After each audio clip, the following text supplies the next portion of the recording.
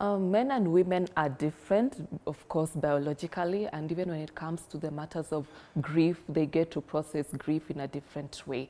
Women are very expressive in the way they handle grief, but for men, they tend to physically act on the grief. So at that time, they easily take up the role of a protector to the family, because that's how they have been raised in the society. They need to stand up and be there for their wives. They need to stand up and be there for their children. So at this time, they are actually very concerned about how the wife is coping with the loss of their baby. So they easily take up roles like, you know, planning for the funeral, talking out to the relatives, the family members, bringing people together, and just making plans on how best we are going to, you know, support the wife and the children.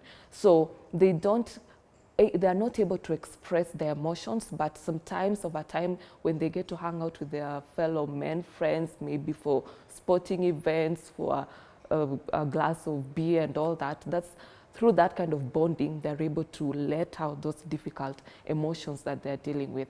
And also they do cry, men do cry, as much as we say they are strong, and doesn't mean like crying is being weak, but they cry not in front of their wives, but in their private time. They're able just to let out the emotions. So ideally, men tend to act, physically acting on the grief, but women dwell emotionally on the grief.